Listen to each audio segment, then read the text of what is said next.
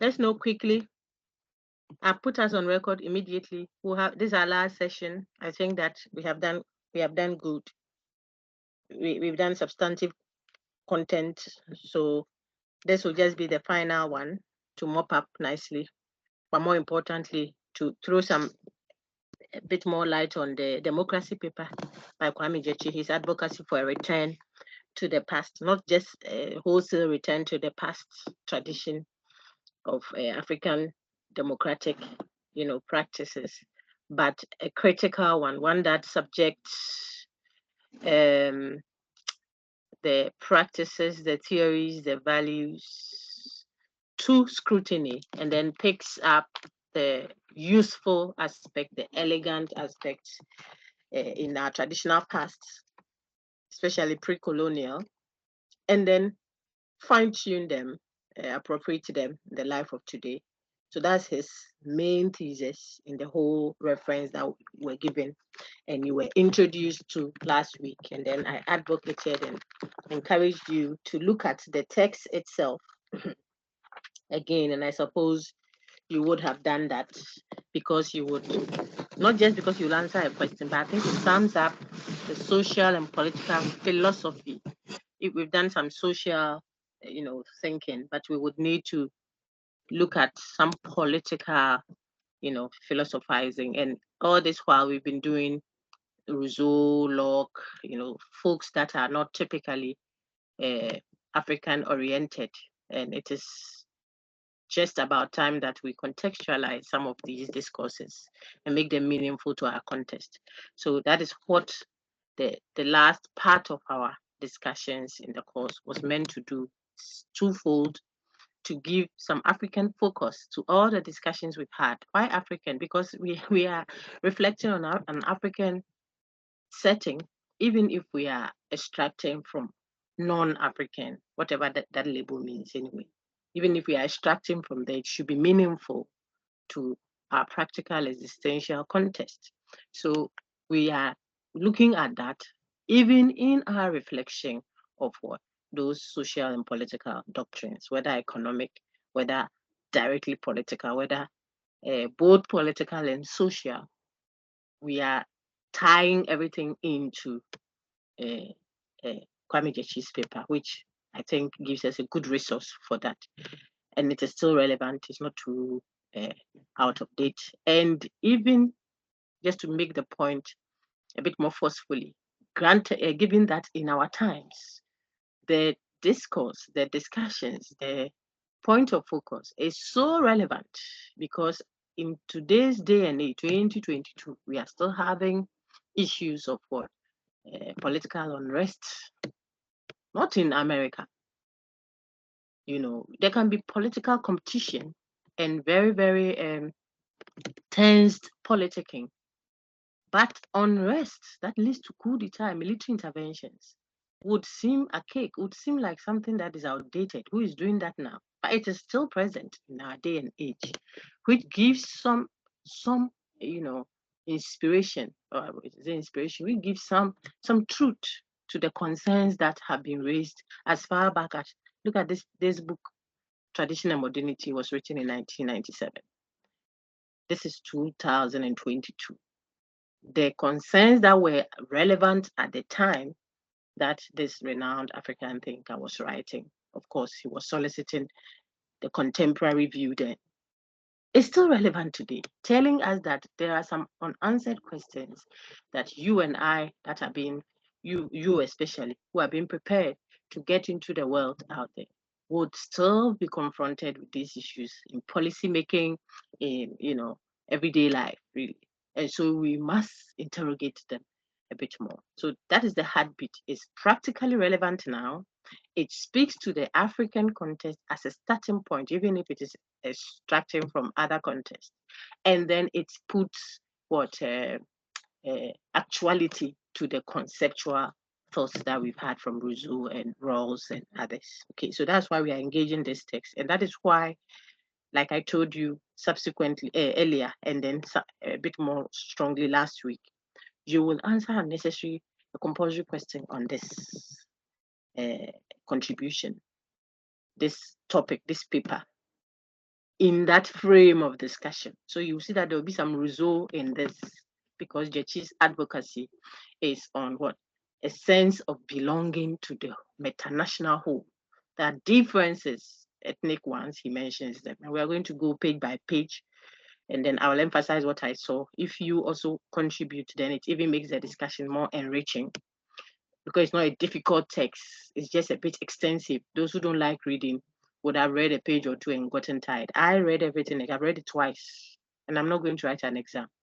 I just want to make sure that I'm able to touch on all the essential portions of his very rich, contribution to the political discourse of our time. Okay, I'm not going to write an exam, but I read it twice. If you were close to me, you see my book. It's all all it has makeups all over. You know what I call makeup. So just to encourage you to like to read, so you hear from the person as you read him. Before you know it, you have inculcated that style of writing. If it is a good one, he was an emeritus professor, so we want to believe that he would have some quality that we can learn. So you will see that you will pick it. And then some of the lines and emphasis will come alive when you engage the text, not when all the time someone is reading to tell you. So perhaps that is the only difficulty you may have encountered. You have to read so many pages and not so many as in a textbook, but people who don't like reading would have found it. If you don't read the text, you won't be able to answer the question well. It's a prediction, but a very informed one, I'm telling you. You have to read it because of how I'll ask you the question. I want you to practically deal with the issue of, if you like, democracy and whether there is anything in the past that we can go for and what the challenge can be if we were trying to pick from the past. Okay, and I want that done not in a generic way, pedestrian kind of everyday talking, radio station, phoning, gra gra. No, no, no. I want us to do it in a philosophical way. So there is a path that has been charted by a very rich thinker who has had Western training and also, if you like, local training and is experienced in the traditions of the people and is also, he has seen the non-traditional way of. So he has seen the two and he weighs it and he has the advantage of age and all that. Okay. So he's working with all those advantages. He's writing from that seasoned point of view. You can't let it slip through your hands like that. So you would want to know what he said. And then when you are reacting, your contribution is always welcome, but in the context of the discussion. So what have you seen so far, even from what we said last week? Let's walk through them quickly. It summarizes the Gyekye paper nicely. I think that the first point we made last week was, if you can see my screen, the author telling us that there is an undeniable failure of a kind of what our African democracies, our African governance systems, especially post-colonial, after what we would call the colonial regime, the period. There hasn't been, if you like, a successful African democracy, generally speaking. Okay. And people have accorded. So here he goes doing an empirical observation, gathering of the facts as presented. Okay. The argument have been, and there are a lot of references in the text for you to help you. The arguments have been that it is because the system of government or governance that we are operating, we here referring to the African context, and so we can discuss what makes it African or not. So for now, you can talk of the geography of it, where it is located. Okay.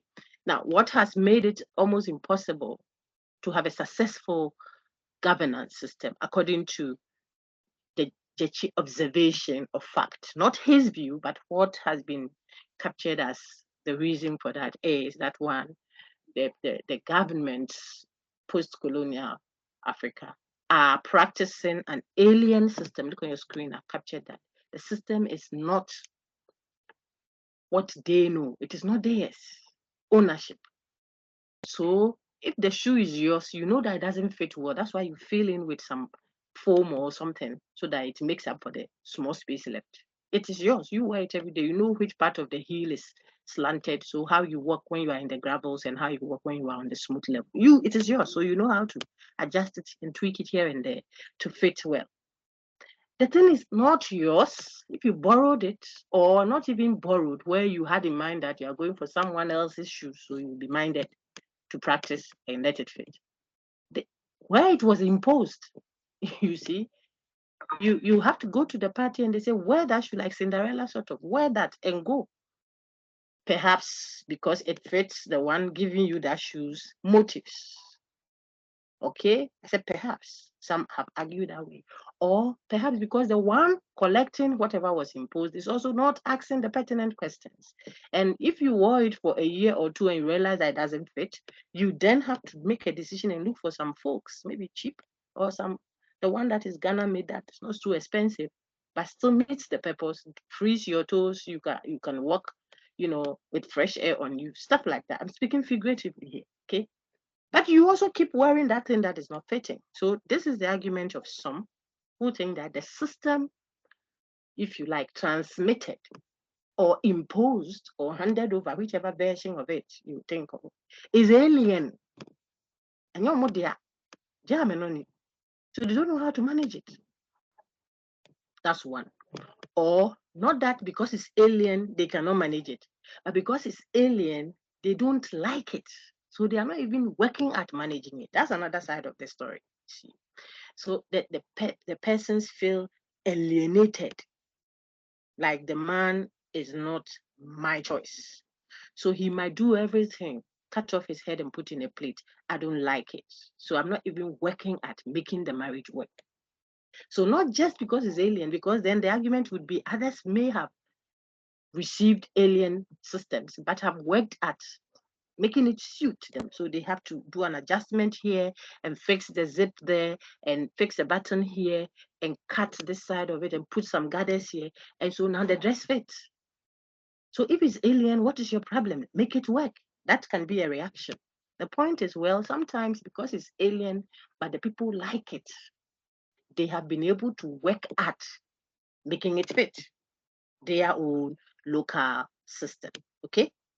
But sometimes, because the thing is alien, it generates a repulsive posturing from the people. And this is what I think has been stressed more by Gyekye, where he talks of Aban. So those who have read, now it fits. The people think of government as Aban, Aban meaning castle, which was reminiscent of what the slave trade castle, where the colonial rulers were, and they were exerting unwelcome authority that the people had not consented to. You see, so they were exerting that kind of authority on the people from there. So the people did not see a connection. The people here meaning the ordinary Ghanaian, ordinary Nigerian, ordinary whatever. Remember that she's speaking in the context of Africa, but he will extrapolate from Akan and says that he thinks that there are very large levels of similarities, and therefore what he's saying could be applicable to the generality of Africa. So the people feel a disconnect, a detachment. This has been stressed so much in the paper so that it doesn't look like it's a hopeless situation, because we can't undo colonialism or whatever it left us with. But his emphasis is more on how you can attract those allegiances and attachment and a sense of belonging together and a sense of ownership of the government, even if it was bequeathed to us by what the colonial regime. Okay, so he makes room for a possibility of hope, and he thinks there's a lot that is dependent on whoever is governing, whatever system or political party or government system we are running. It behoves on that government to ensure that what we have lost, the disconnect, the sense of owning that government, seeing it as our government, my government, a part of me ruling. There comes Rousseau. This is where I want you to see it. Rousseau's sense of what? A republic, a body politic, which he says, if we have that, then the will operating in the rule is what? The general will. And it doesn't have to be the will of all, where you count and find majorities. It is the one that the people identify. So if my hand, there comes my physical body as a symbolism again. If my hand wants to, okay, my eyes wants to sleep, but my head tells me that I'm going to write an eye, the body collectively will agree and will go and write the eye. Even though my eye is dozing off, my eye will feel a sense of belonging to the whole body. There's a certain energy that is engineered to move the entirety. That will not rubbish what the eye is saying, but will perhaps seek to, wash your face a little, because if you don't let your eye come with you as a body, and you say the head is wise, it is making the decisions. Well, if there is a sore on the leg, the head can make the decision. The leg is not moving. We are stuck as a collective whole. So if you use that same symbolism, then as a nation, we would, if we went by Rousseau's prescription of the body politic, where there is no master servant kind of relationship, no. Unlike sovereign state of Hobbes and even a representative state of Locke. See how they connect? Yes. Rousseau says, no. What we will have, the people rule the people. How is that possible? Well, we work by the general will. So whoever is sitting there is only operating, is acting as an operational body.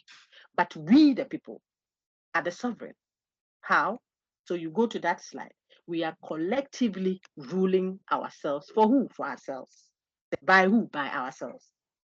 And so that's where we see Rousseau. And Gyekye's kind of, if you like, reminiscent of the past, how he's looking back at the past. Not everything in the past. Take note. I told you some in the earlier recording, earlier discussion last week, that if you give a certain interpretation of the Gyekye kind of writing, you'll be so wrong, because he's not asking for a Sankofa kind of philosophy, which Sankofa just means returning for it. You see that discussion also in the traditional modernity text. If you went to the indexes and just looked for Sankofa at the back there, it will show you the pages that you find. If you have the ebook, then it's even the easier. I can trace all those comments he makes on Sankofa for you to see. He is not a Sankofa philosopher. There are African thinkers that are extremely Sankofa. He criticizes an unquestioned Sankofaism. Okay, so he's not for extreme return to the past, for a wholesale return to the past. No, neither is he an advocate for an embracing of everything modern because things have changed. No. He is a critical thinker. And so he says you do a critical return to the past. Your eyes are wide open. You pick what you can pick from the past and you throw away what you shouldn't bring along. Leave it in the dark, let it rest. This is very prominent in how Gyekye writes from his chapter 1 all the way to wherever you are able to read to. And therefore, I keep stressing that so that you don't go and render his writing as if he's asking for a wholesale return to the past, because he criticizes stuff. And I told you one, even inheritance system, some of our beliefs and practices and stuff like that. He critiques that in this very paper that we have referenced, that this chapter, he does the same thing. Okay.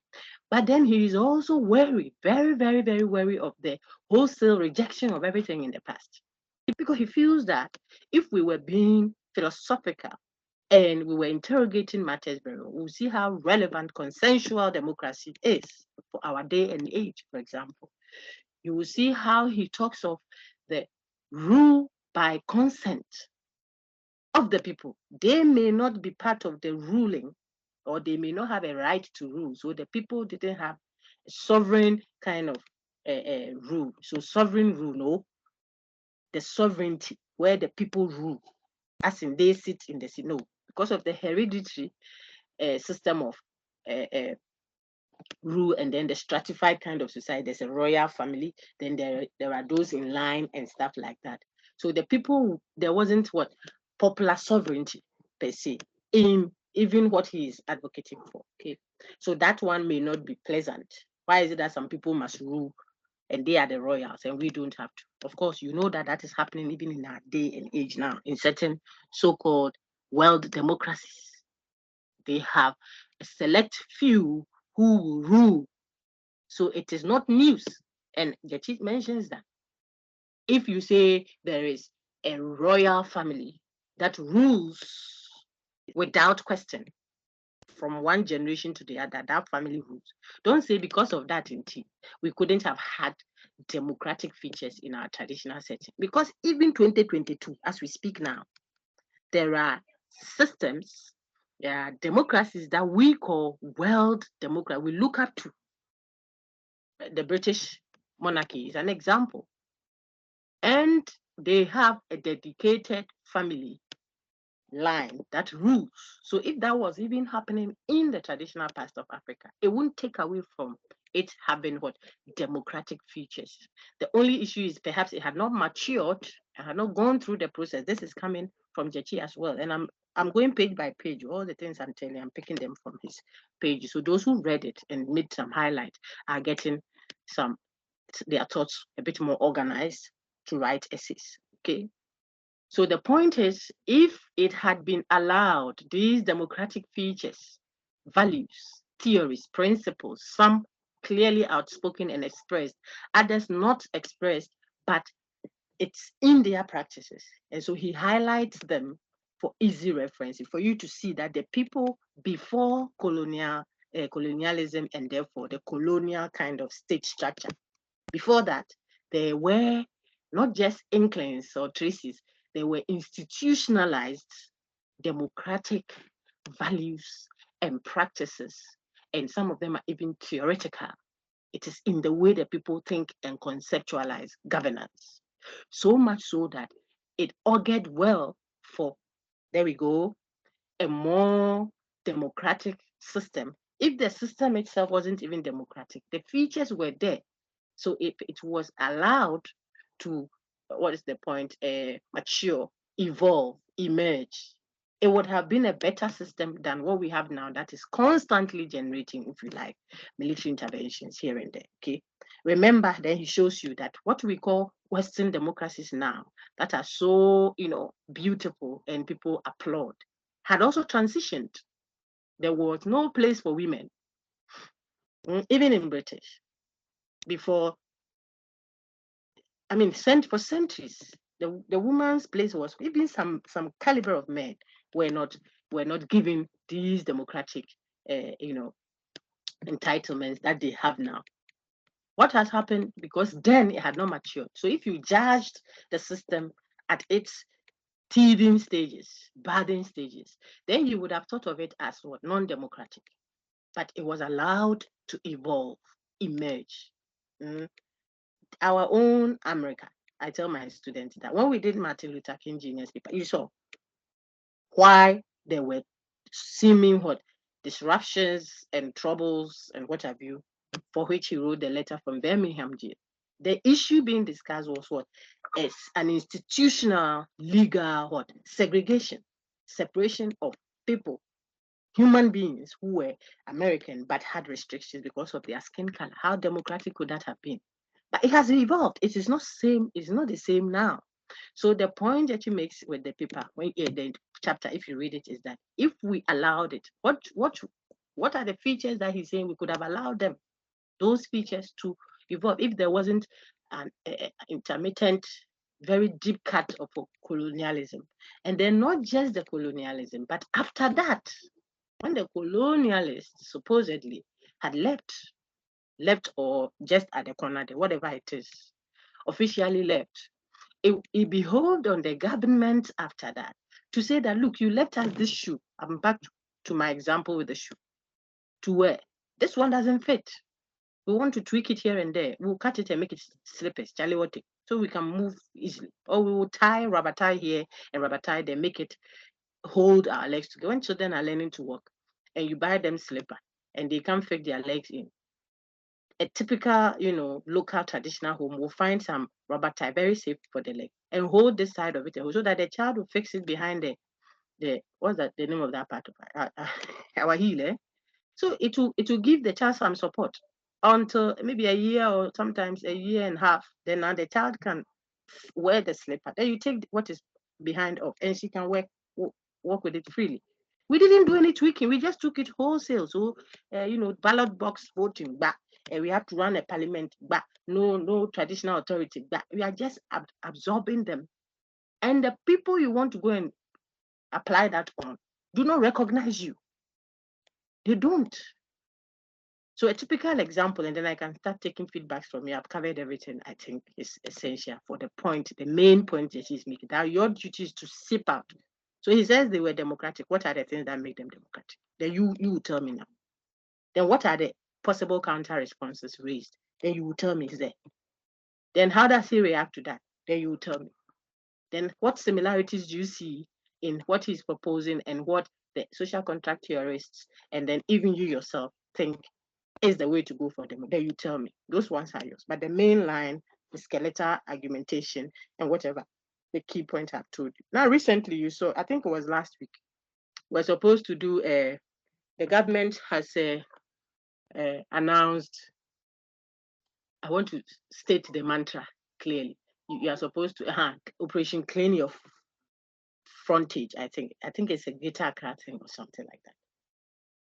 Banks, hospitals, schools, what have you, were supposed to close down for a certain period of time in the morning, in the morning, I think till 10 or 9 or something, so that they will do the operation. They don't want you to say, oh, we'll be working and cleaning it at the same time. People will work and not clean up. So it is supposed to be an institutionalized one. Close down the shop. This is an instruction from government of a kind. So if it's not from central government, it's from the arm of government trailing all the way to the region you are in. Why? So we clean our environment, just like the traditional authority would have said, let's go do a nobwa. That's a can. Let's come together, communal labor. So we want to weed the stretch from the farm to the cemetery there, because we have heard that maybe there are a lot of snakes there recently. So when people are going to the farm or they are going to bury people, before they return, someone also is a candidate for burial because a snake has bitten them. So let's clear that stretch. And it is everybody's stretch because everybody goes to bury someone or they go and get themselves buried. So because of that, it's for us, the collective us, result. So Nana can say, look, let's go do that. So we'll do that coming Saturday or the next market day or something. We will not go to market till 12 o'clock that day. And people, you will be shocked.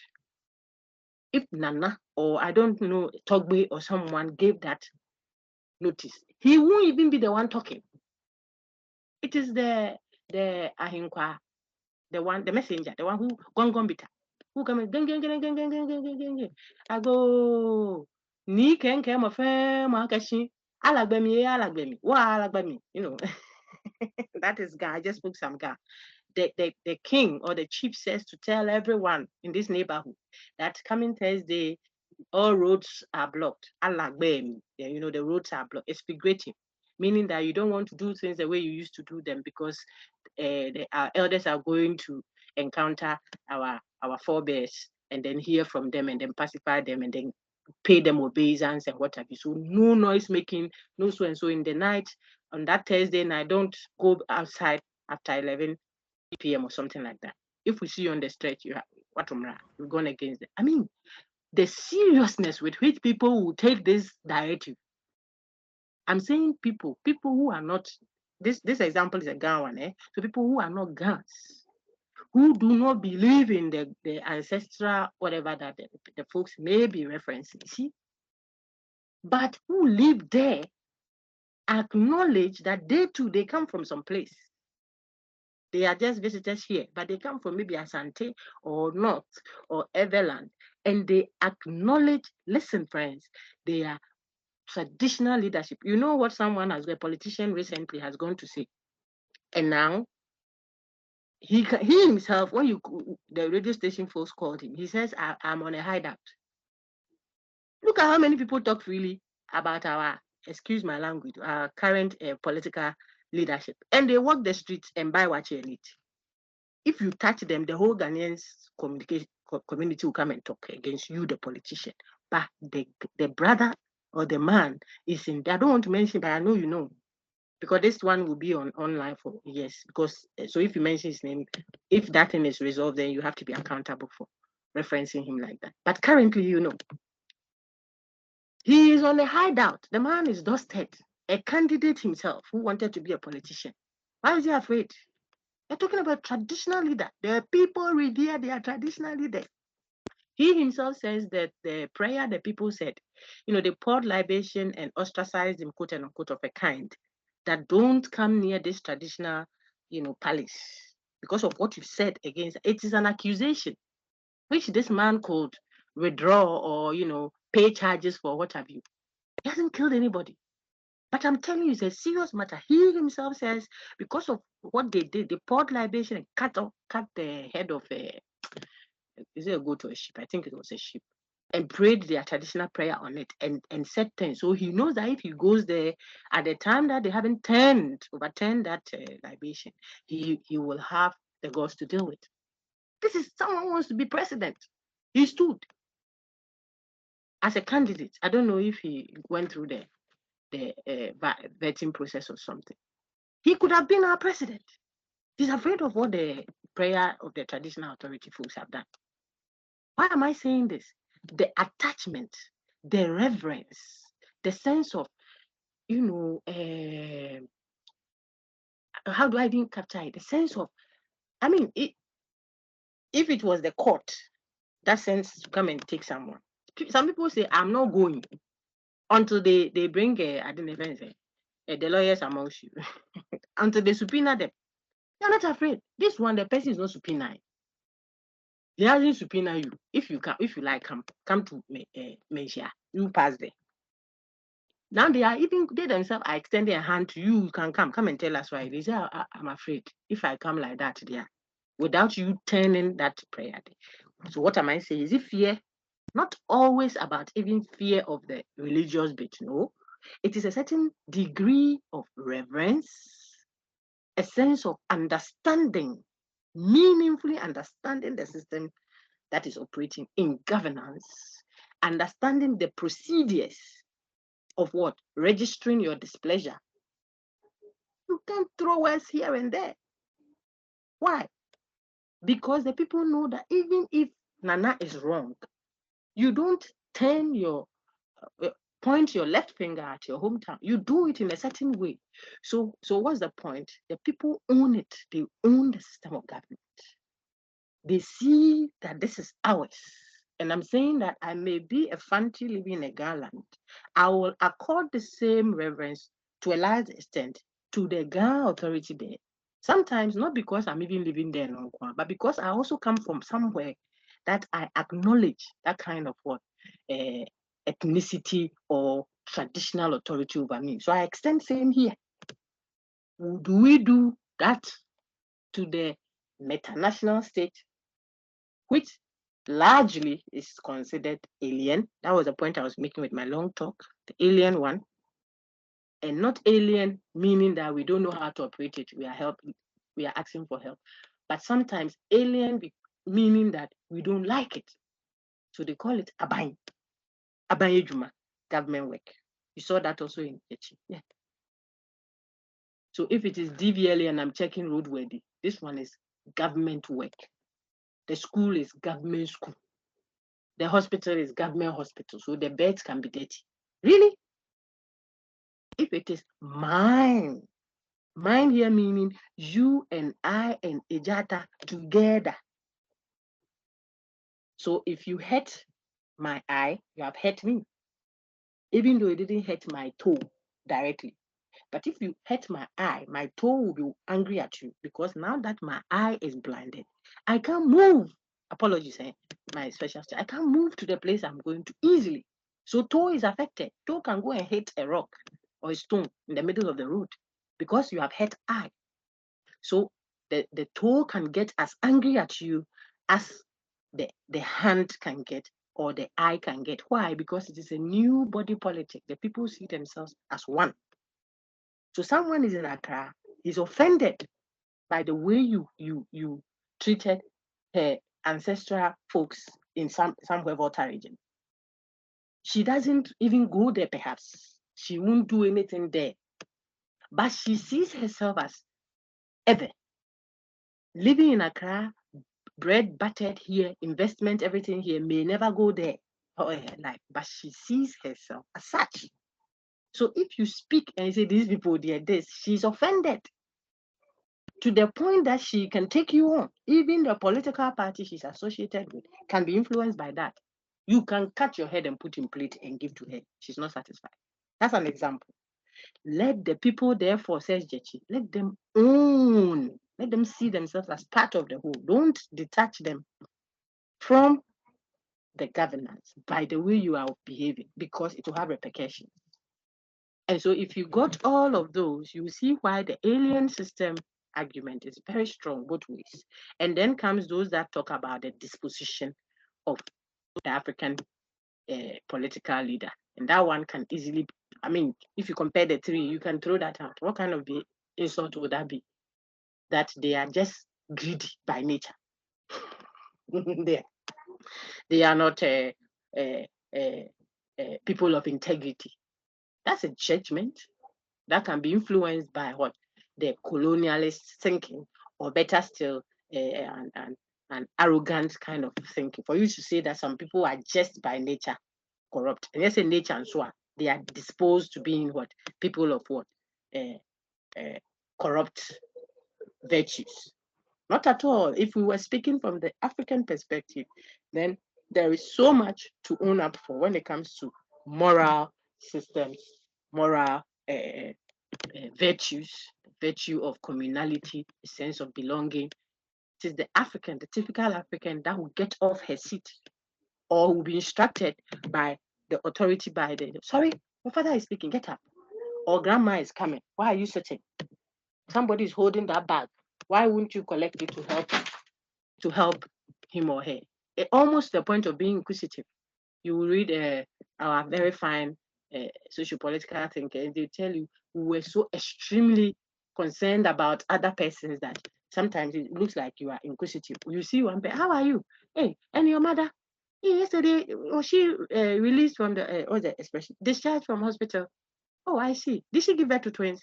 You know, almost to the point that, hey, it's okay. These are private to me. No, we are so concerned about each other as a value. Of course, there are exceptions in practice. So if you want to label people as being disposed to invirtuous acts, then that may be an extreme case of what? You know, attitudinal issue. So that may not be a strong argument, but others, some have indicated that that is the reason. So the person is so good. I mean, morally, we find a lot of virtue in them until they sit on they take a seat in government, says those who argue this way, and they become corrupt. Don't you think that there has to be unanswered questions? When he wasn't on the seat, or when she wasn't on the seat of whether the judge or the politician, as in executive or the legislature, you would see him as some are even religious folks. They say they are so good. This person will come and I'm sure he will ensure justice. According to those who argue from the second point on your screen, until they taste of the power out there. Now, our question is, you are the thinker. What could account for that? Why is it that when the person sat on the seat and had to deal with the system he or she is running, all of a sudden, it seems like corruption not good. It looks like corruption is sweet, whatever we are. Could it be that our understanding of, for example, family, cooperation, fellow feeling, solidarity, these are very strong African virtues. Remember that it is hard to contest the emphasis on communality in an African setting. So when I do well at the law courts as a lawyer or as a client, a witness that came there, they passed judgment and it went in my favor. Objectively, no sabotage. I won the case. I feel that it is okay to go and get one kente cloth be that my great grandmother gave me, very rich original kente, and go and say thank you to the judge. I feel that there's nothing wrong with it because in the culture, not a culture that is going to corrupt the person. The judge has discharged his duty dispassionately, just interpreted the law, made sure that the right person, per the law's dictate, got a good sentence. But the one who got a good sentence from the cultural thinking may get one of her goods. She has 3 goods. Very poor, but rich in goat. We'll bring 1 goat and come and say thank you. Now that could smack of, in the current system we are in, it could smack of what? Corruption. Someone might interpret that to be being corrupt. So the lecturer, let's you bring something that you can access. So the lecturer finishes the semester, grades every student per their performance objectively out there. You know you got 72. Maybe there was a little apportion. It becomes 75 for everybody who did well. Now you get your B plus. Then someone is moving on to the next level, says, "Oh, I want to come and thank Doc." There is a thin line between coming to thank you for all the effort you put into my life and then coming to thank you to make way for my sister who is also coming to level 300. See that? So the seeming corruption in the system at every level of it may arise, one, from a cultural interpretation of what is going on. If I became the DC in my hometown and I'm the wafa, the uncle of the home, I will have an obligation, an obligation that comes whether I'm DC or I sold my own cocoa farms. If I did my own cocoa farm very well and I became a rich uncle, I'm responsible for the upkeep of my nieces, nephews, what have you, my own cocoa farm.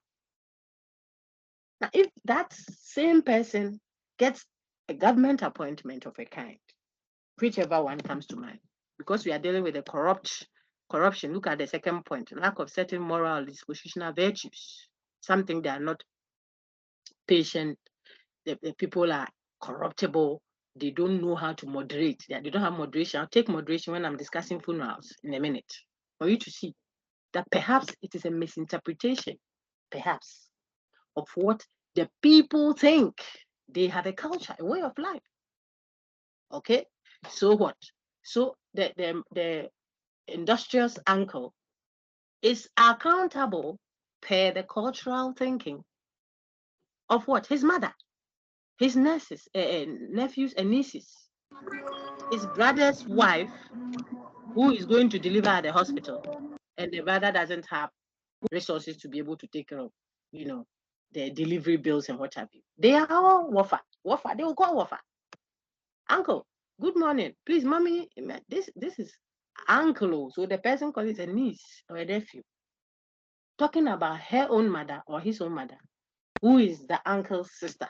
He says, mommy has been right. Meanwhile, the father is at home, but maybe he's not a benevolent father.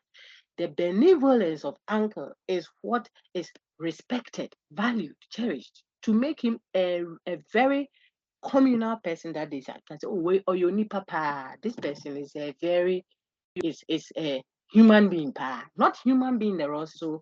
So well, I don't want to change the discourse now. So this human being is a person.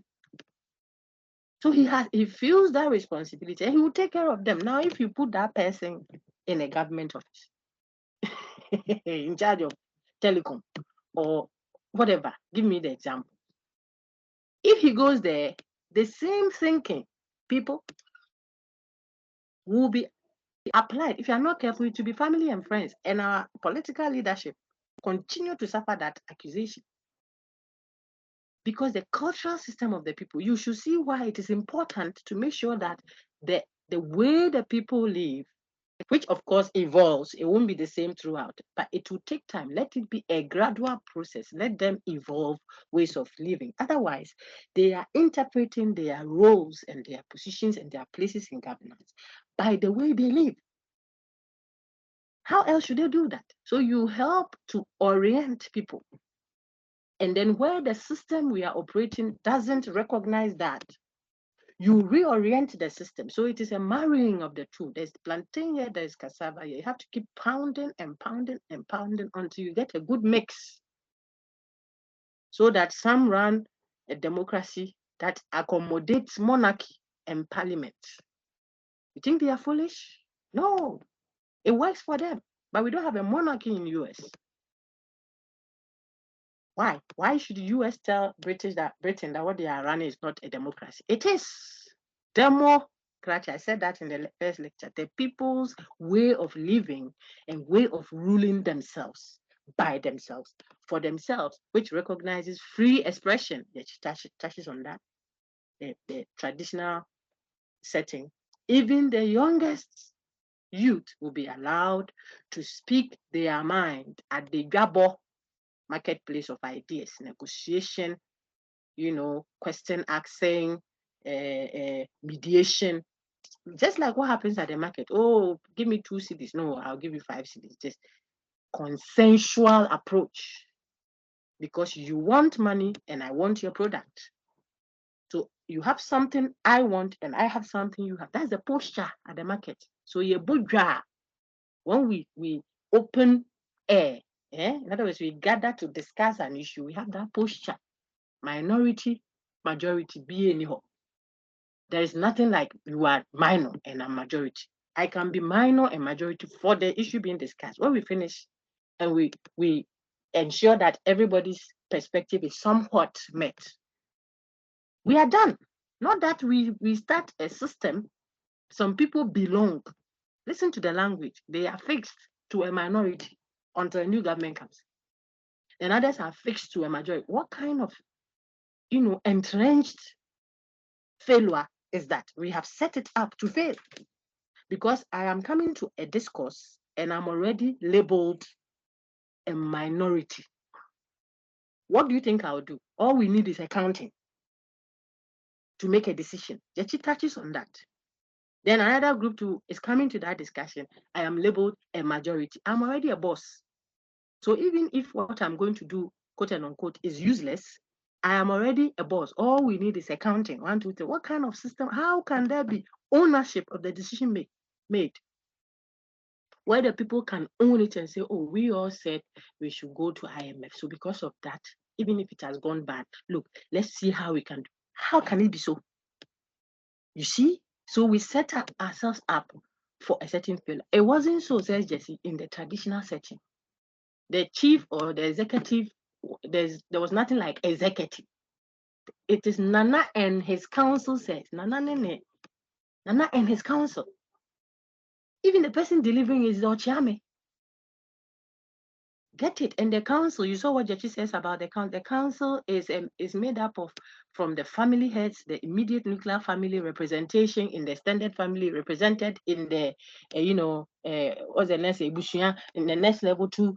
If there is a town, to the town, before the town's reps meet, decentralized. There comes the other one. Decentralization. So if it has to do with a certain Ebushia, Kona Ebushia or an Ebushia, you don't go and ask the paramount chief to make that decision. No. How will he be able to look out for the interest of Kona? So what is wrong with running a federal system, for example? There are questions where there is a certain degree of autonomy, focusing on a specific. So look at Ghana, for example. We have regions. How much is the decentralization meaningfully done? Gyekye touches on that. Okay. So you see how I've winded, I touch on the features, then I show you in critiquing the 3 main lines that have been given there. I use that to show you and then I'll link you to the text. So the thing about people are not moderate. That is why they are corrupt, or perhaps they don't, they are not able to sustain government. Look at how we do funerals. We can critique it and then work at improving that culture.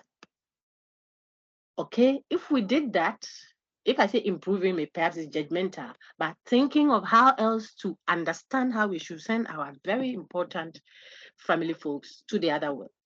If that happens, then perhaps there will be moderacy in how these things are done, and we emphasize on perhaps the essential. Gyekye says, look at the usefulness of that cultural element to what? The human well-being, welfare.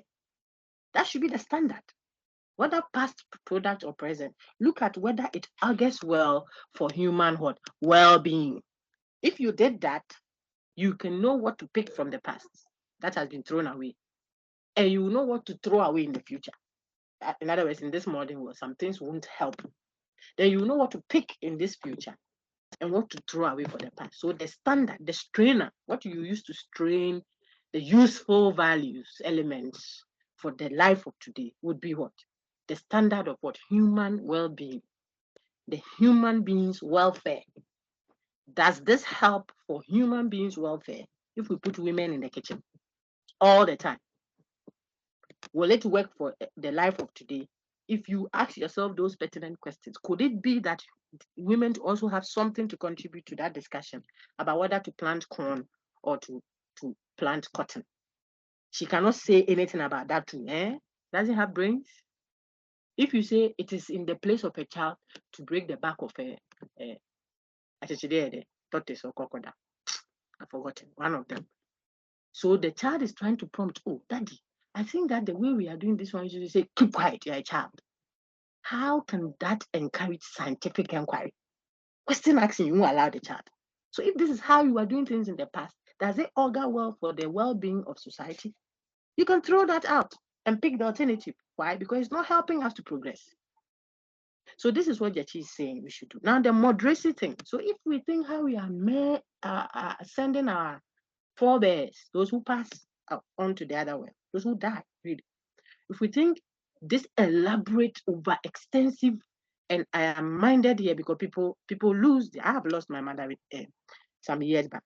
I understand how people are so attached to. So when you speak sometimes this way, they think, oh, be patient. This is my mother you're talking about. Sorry about that. I've also lost my mother. But I'm trying to tell you that we sometimes culturally waste too much time, resource, energy on the departed. We love them, but they have gone on. They love us, but when they were called home, they left. They didn't wait for you. So this elaborate 1 week, 40 days, 60 days, whatever days, the excuse me, the body, the container, Plato's language, is lying in the freezer. The fridge, we need it to freeze fish, plenty fish, so that Ghana will not be hungry. So if we could use that system to set up, a lot of cold stores. Look at all the cemeteries and not cemeteries, the mortuaries. I mean, a month or something because it was abrupt and we have to organize ourselves, wait for people to come. It's okay. People keep corpse 6 years. 6 years. A finish a fridge. What are you doing? Is it Egyptian mummy? Why? And if it is just lying there, maybe we have embalmed it so it's not going bad and it's there. It's okay. The person is paying. Resources are going to freezing the body. The person lying there's children are hungry. They don't have food to eat. Someone wants to even sleep with that young girl who is the only grown-up that can take care of the 2 younger ones. Just to give her daily bread for the children. Meanwhile, the family, quote and unquote, is spending so much to take care of their corpses. And how we'll get beer and Guinness for people to come and drink 3 years after the person is dead and is in the fridge. The person, how did he die? So he didn't get antibiotic, 35 Ghana cedis to buy. That is why he died. This overemphasis and waste of time. See, people, you have to subject things to philosophical scrutiny. Just ask pertinent questions. Try to detach yourself from that belief or the system for a while. Okay, and ask yourself, okay, if we do all this, what will it earn us? Oh, so that we'll remember and have the person's memory and all that. No problem. Must it take 6 years, 3 years? So because of that posture, sometimes we do that so that, like I say, oh, if you live a good life, your burial will show. Oh, you can't bury him too early like that. Why? See a chicken? I understand. So we don't want to do it the next week.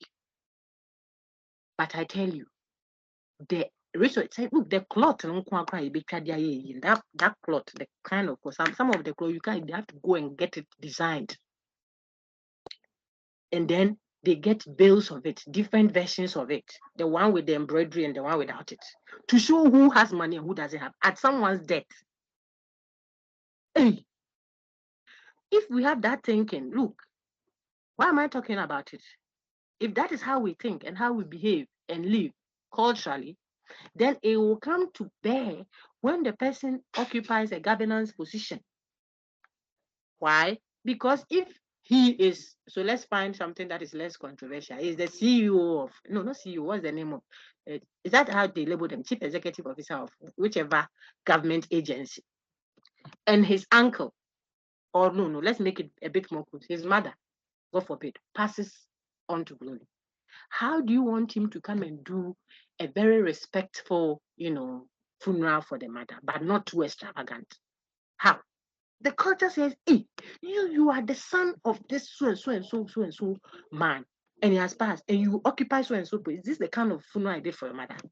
So even if you don't want to, you have to download office resources, office buses, government owned. Go and fuel buses with government fuel that the ordinary populace pays for. Listen to me. Get people off work for days to come and mourn you, because if they don't come, you are the boss. Your mother has passed on to glory. That Saturday, no work. That Friday, no signing of anything. People are waiting to ship products and bring resources into the country. They are sitting at your mother's funeral for the wakekeeping fest. First, the 1 week. They have to get money to travel to the place, money to come and do in Sawa donation. Because if they don't register their name, they have embarrassed you. Look at the culture and the implications it has on governance. Now, I brought that in to say that so someone observing will say we are not moderate. But sometimes, yes, it's true, the person is not moderate, not because he chose to. That's how things are done. And so it tells on the person occupying the government governing position, okay, governance, legislature, executive, judiciary, or its cognate, those under them. Okay. So there is a point in what these folks are saying. How then do you mitigate that? So that you don't just say they just lack it, they just are immoral and they don't have virtues. No, they in fact may be expressing a virtue per the culture's description. You see the point I'm making? That would be what the culture recognizes and respects. This man, dear, he takes care of his family. It's not like Asimesi. Meanwhile, maybe Asimesi doesn't know how to take money that is not his to come and take care of other people, robbing Peter to people. So he gives what he can. So when he comes, he says, your school fees, I can't pay all. Please, my salary is 6,000. My own children's own 3,000. I take care of myself 1,000. It's left with 2,000. I give my wife 500. So I can give you 500. Meanwhile, you to your school fees is 6,000. So when he gave you 500, I say, hey, so when you went into government, the government work is not your father's work. Take some of the money and take care of your home. Everybody who has reached high takes care of their home. There you go. So it's as if you don't know how to take care of your own, to be recognized properly as a person. Onipa radio, onipa pao. Hey, onipa. Meanwhile, the person standing in front of you is a human being. But you say he is a person. That is a value judgment of a kind pronounced on a person. So some, in the bid to be seen as virtuous, to be seen as what? Communal, to be seen as what? Taking care of the needs of others, will end up taking what doesn't belong to them. So the culture is defining one sense of the word virtue. And then what we think doesn't help is also defining what? Another sense of virtue. Whose sense of virtue are you saying the people don't have? Should the mother be buried like an ordinary person, quote and unquote, when the culture says, no, you shouldn't bury your mother that way, or you shouldn't treat your mother that gave birth to you that way. If you bury her that way, even in the ancestral way, she will not be accepted. So what then helps to deal with that? An interrogation of perhaps, there I go, I say perhaps because it's a philosophical discourse, perhaps the cultural system or certain aspects of the cultural system may help us have people that will now be seen as what? Virtuous and disposed to what? Morality. And then now the public purse can be protected. And so you know what is going on now, that it's family and friends government. Uh-huh. Who should we go and get? When the previous president was also in power, we had the same thing.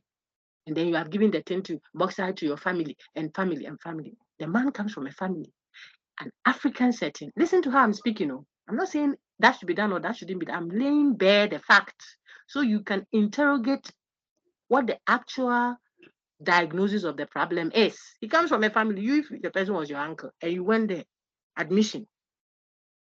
I were the head of admissions at University of Ghana, for example. My signature on a document can get you admission, even if you had aggregate 70,000. I am your mother. My or your auntie. sitting on the admission board, the chair, if there is anything like that, I don't know how University of Ghana is on, and I can sign and say, take that gentleman. Then you come, and then they say, oh, it was left with only one, just one. This thing you could have gotten admission, but you won't get. And I am the one sitting on the board. When you go home, what will you tell your mother about her sister?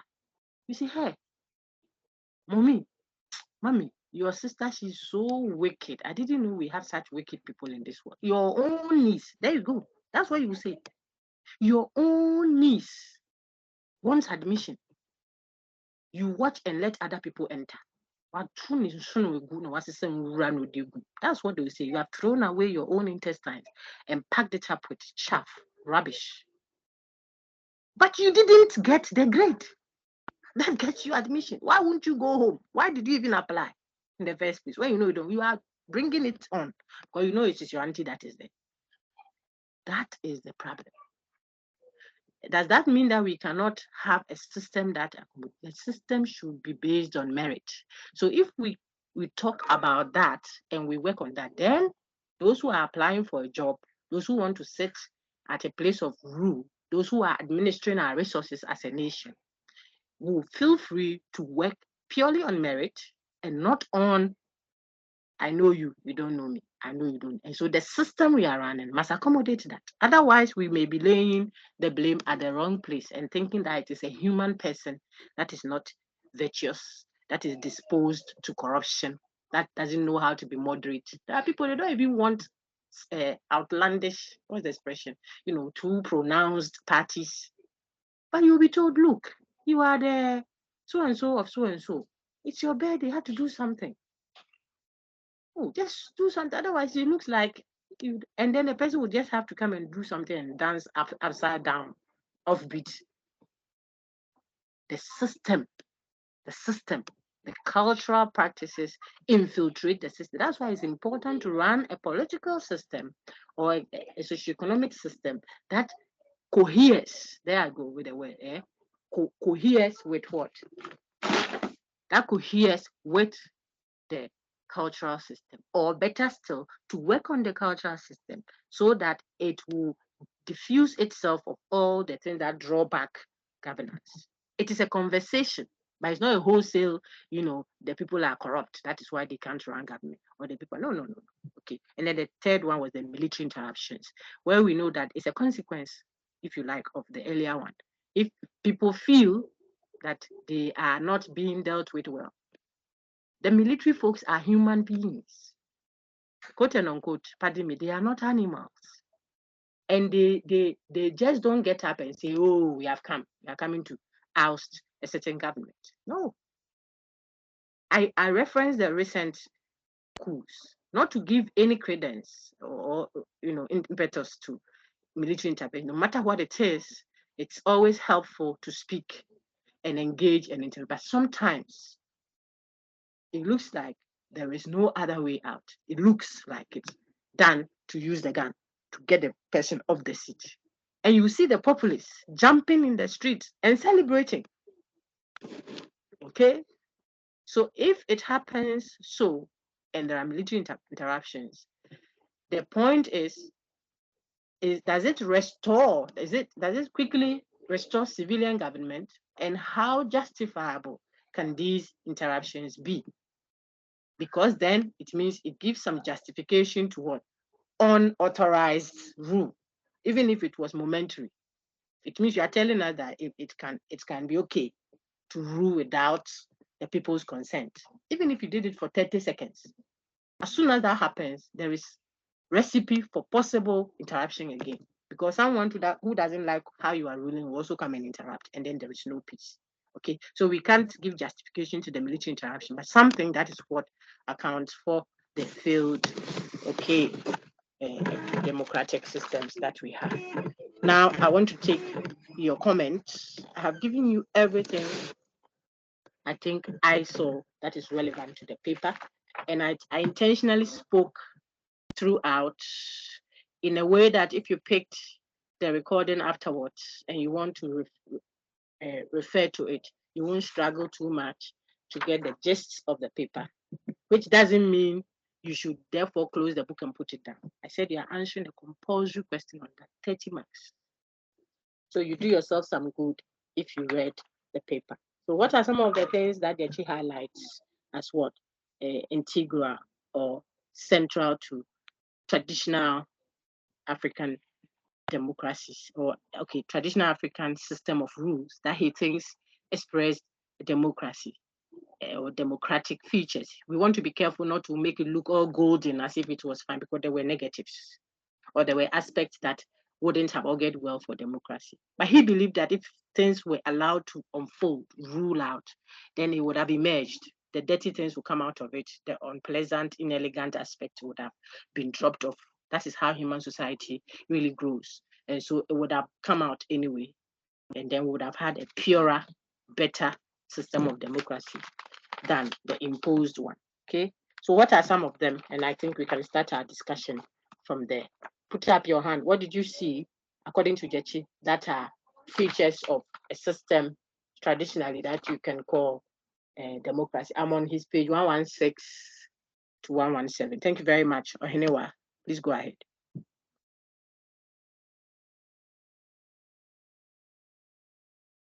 Hello, Madam Doc.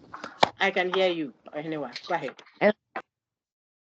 Please, he thinks that the traditional African political system, there is there is freedom of expression, and then there is check on the abuse of power and limited power of the chief, who is the highest political authority. Very good. Limit on power. It was a limited government, and he gives you scenarios to show that. Can I have one or two of them? Thank you very much, Ahinuma. So give me one or two of instances or illustrations he gives. I'm asking the class now to show that there was a limit on how government power was exerted. In other words, the chief, who was the highest political authority, had a limit on how much expression of power he can have. Let's put some flesh to that if someone wants to comment on that or wants to touch on something else. Please, let's make it very interactive. We are ending our lecture today, our semester today. Okay, so let's interact. You know Rousseau, you know Locke, all the others. You know what makes a system democratic. I mean, it's not something we should even waste time on. If you engage the Robert Dahl paper just a little, apart from hearing the news and everything, you know some key elements that a democracy cannot forfeit. Okay, so the man now touches on that. Rosina, go ahead. Gyekye also says that the limit of the power of the chief, no, it has, because of its injunction and customary laws, it cannot take decisions on his own. He has to consult the counselors and advisors who are the voice of the people, all the people. So, yeah. Very good, very good, very good. I'm on your page 117 now. You would see that apart from the limit of the chief's power, why the chief? Because he's the highest political authority, like the president now. Okay, he could not make decisions without the consent of the people through the council, and the council embodied different levels of what representation, from the family head all the way to the bushia, to the extended whatever, to the paramountcy, depending on which level the decision making was being made. So take note of the will of the people. The people had to agree, consent to the chosen lead. There's nothing like minority and majority. The people. Okay, so as soon as a king or a chief is installed, the people see him as their king. Not half of the populace chose you per their vote and their counting. So you are a president for half of them. Of course, you make decisions for us, but the people don't see you as their president. Sometimes people even run a shadow presidency indirectly. So when you are busily setting up a COVID, whatever, then the shadow presidency is also setting up. And these are all not, they don't augur well for development and progress. If I have ideas, I won't bring it to make your government popular. You see, so it derails our progress, it stagnates our progress and stuff like that. The will of the people in what? Not just installing or choosing a lead, but also in active decision making of what? Rule. When we are ruling, the everyday ruling involved the people. That's why there was the jabber. The people's, so it was a participatory kind of what? Self-rule. You should be making note of participatory. You participate in it, so you are part of the rule. Remember, Ruzo. When the people, Nanado told us to be citizens, not spectators. Your IA touched on that, and I elaborated that the citizen is the person that is actively involved in the ruling of the sovereign. So it is the people, but when you are ruling with the sovereign, you are described as a citizen.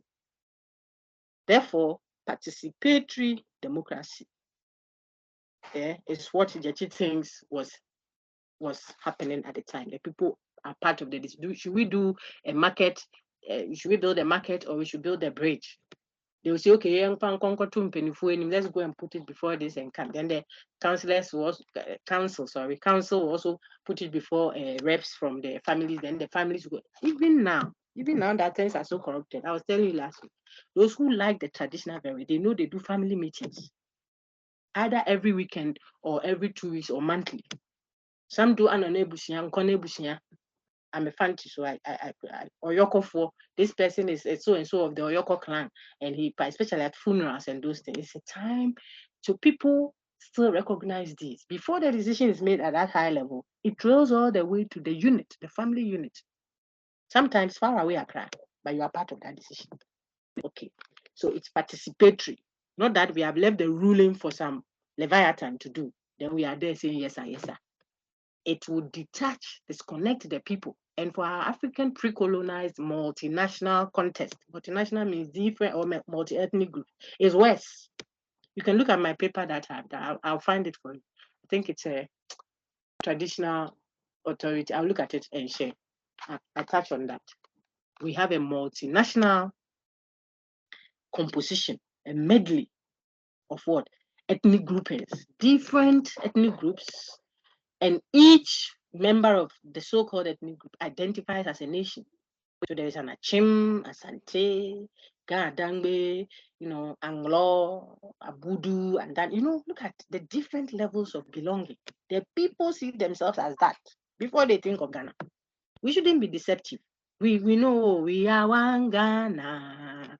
That's fine on paper. I'm telling you. But we have to work at attracting those allegiances to the collective Ghana. So we stand for that. I asked you last week how many people travel from outside to come for Independence Day celebration.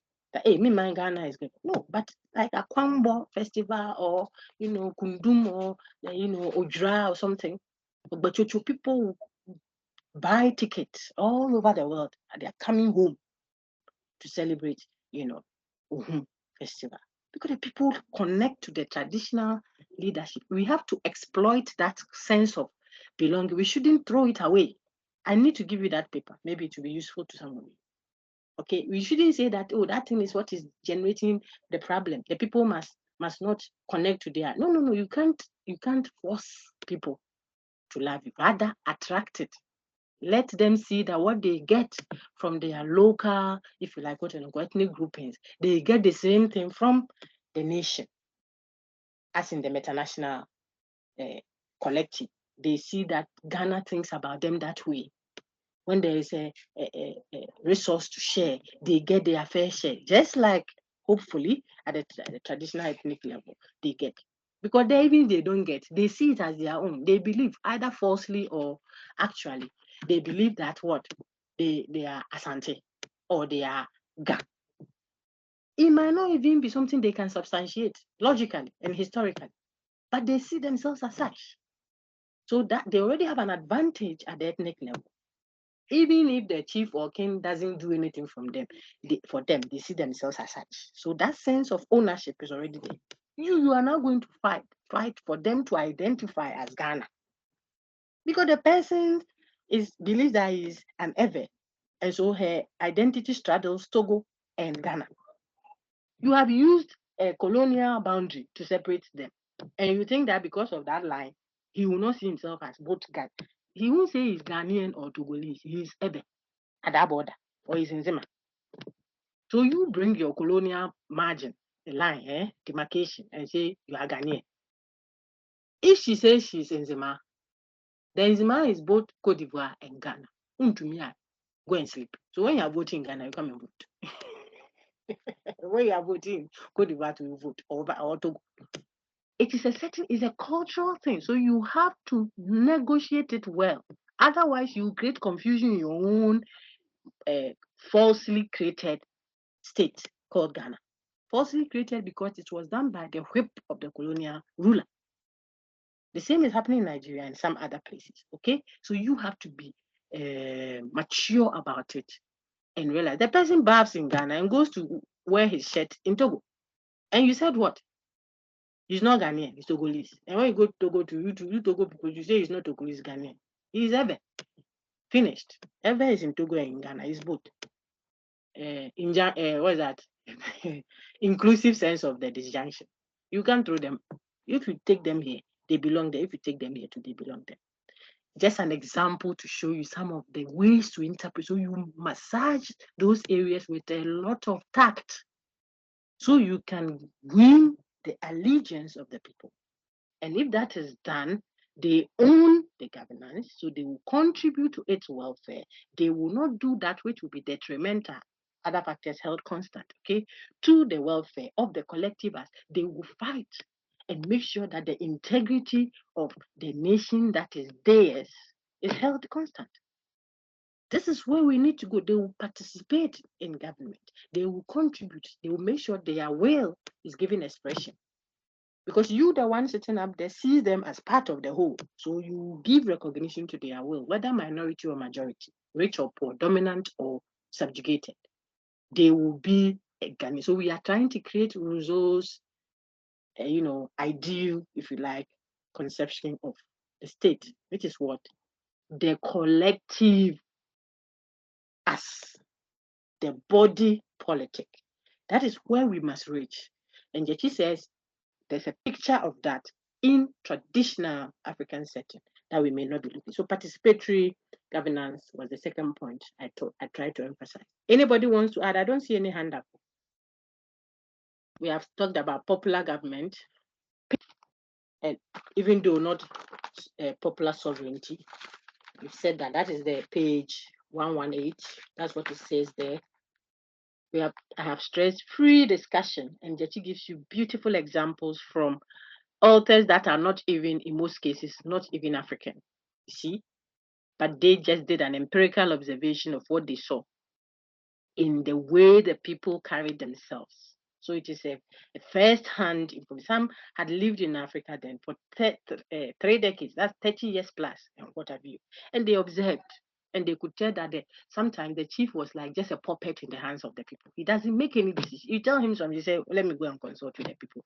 I'll come tomorrow. And then you are the chief. No. We don't do that.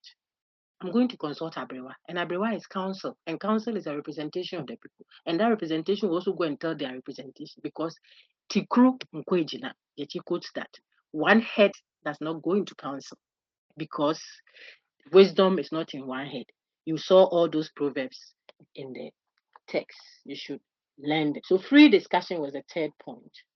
Then we saw Simiyu's objection to the supposed democratic features of the traditional setting. He thought that no, our system was hierarchical and stratified. And if it is so, then it wouldn't have democracy. We said that, don't stress yourself too much, Simiyu, because even currently, not then, but even currently that we are in a modern world, we know that our British system runs a monarchy of a kind. And you cannot say because there is a monarchy, in other words, there's a group of people who are labeled as rulers, therefore it means the system is not democratic. Do we say that? No, we even point at Britain as one of world democracies, very old democracies, and still thriving and doing excellently well. and they are still running a a monarchy. Okay, if that is possible, then that objection about hierarchy and supposed stratified society, which has a regal, has a royal group versus others, doesn't in itself mean therefore that they cannot be a democracy. Okay, so that is how Gyekye deals with it. And if you have read it, you know. Then he's concerned that the system was non-egalitarian, didn't treat everyone equal. I think it's a consequence of this. We are saying that, well, the queen, God bless the queen, will rule. And when, by the grace of God, he finally is laid to rest because she has passed on to the next world, someone else in the royal family will rule. The queen's, the queen and his family, I should say that way, are not equal to the commoner, the subject. You won't get to rule that if you're not in the royal family. Is that equal treatment? Is that egalitarian? No.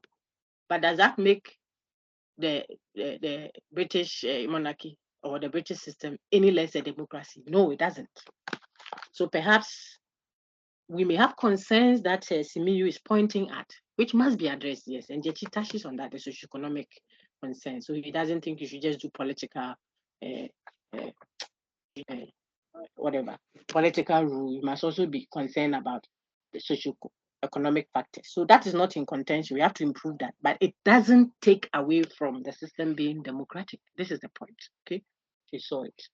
So that was non-egalitarian. I'm on page 119 now. So you see Timiyu's criticism and Gyekye's counter response to that up there. All right. Now, if you turn to the page after that, for those who have read, I'm just helping you mop up nicely. You would see, so the European democracies that themselves had to evolve, go through processes to improve it and improve it and improve it until we have it as it is now. It hasn't finished anyway, but perhaps we all can attest to the fact that there hasn't been at least military interventions here and there.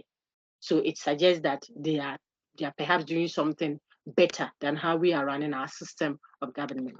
Okay, perhaps you have to do a home check. But it started from Greek, places like Greek Athens, all the way to Martin Luther King Jr.'s America. Then think of them, where some people were not entitled to vote because of some things. Even women, like Simiyu was mentioning that for the African setting. Yet she says, well, the Western democracies we have now started from places like that. Centuries, women were not voting. Some men, human beings, men, were not entitled to even worship in the same church as some others with the same different color. You see, but it is no longer so, at least officially. There's an improvement. So that is what he's doing in the page 120, showing you that you have to allow systems to evolve. As the people keep working that way and ask the pertinent questions and try to do things differently, they would improve. Therefore, you can't say there was no democracy there. So in Athens, we know that it wasn't everybody that was part of the decision making of politics, not women, not slaves, not weak men, and stuff like that. And still, that is the antecedent of our Western democracies. And so, Africa too, if we picked and we were allowed to evolve those, it would have qualified as a good democracy. Please, anyone wants to add something else that Gyekye says he saw in the traditional setting? A practice, a value, a theory, system of governance that depicted a democracy?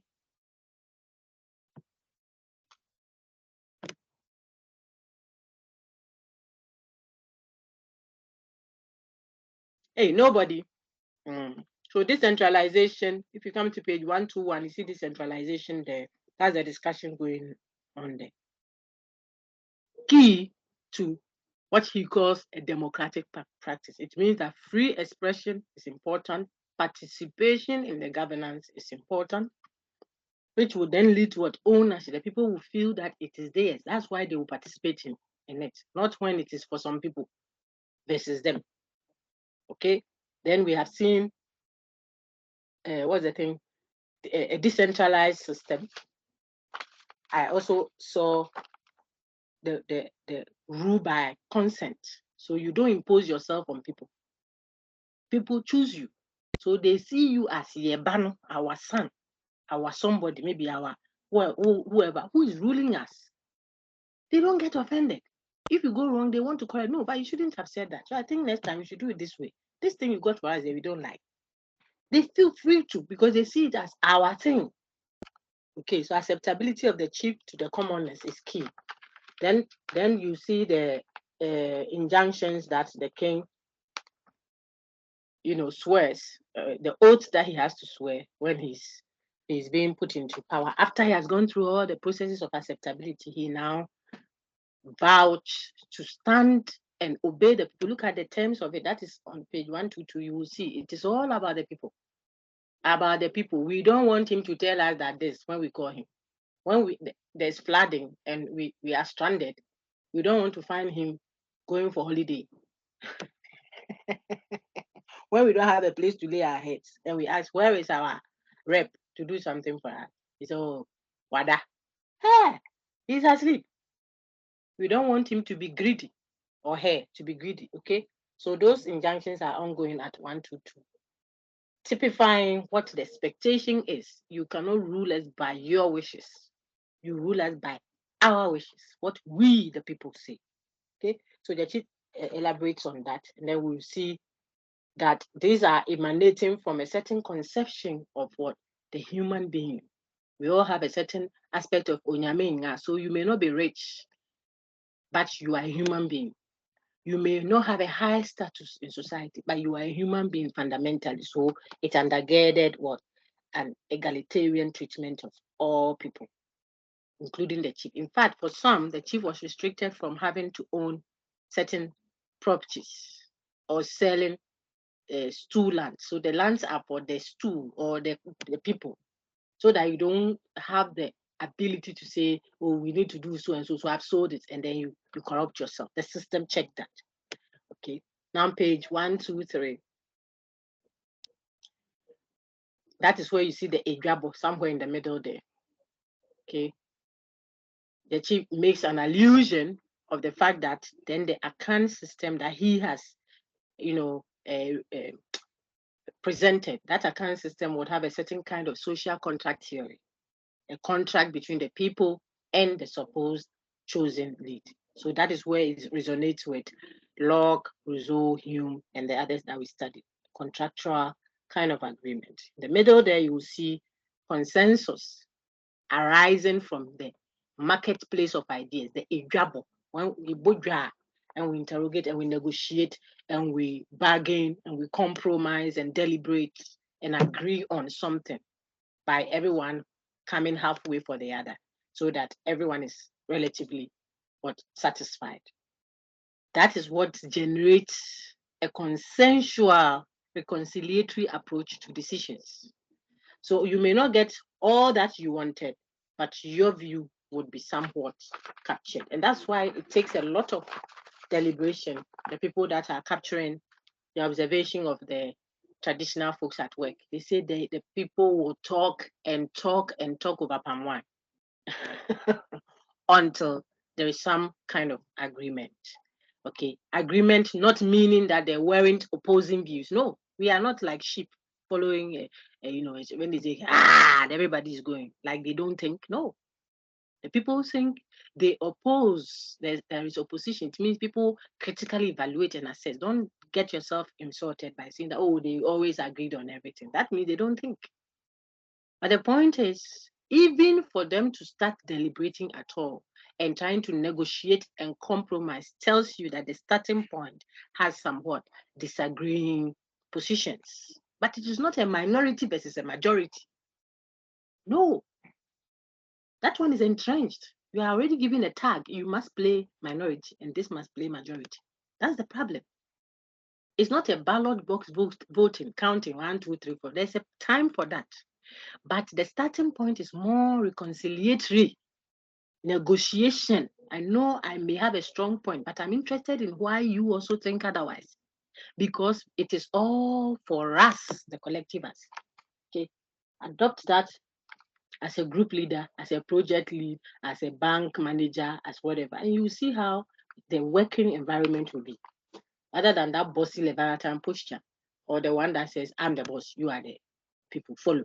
They will follow you, and your your flap may be opened whilst you are doing the presentation. No one will tell you. And the whole world will be looking at whatever is beneath that flap.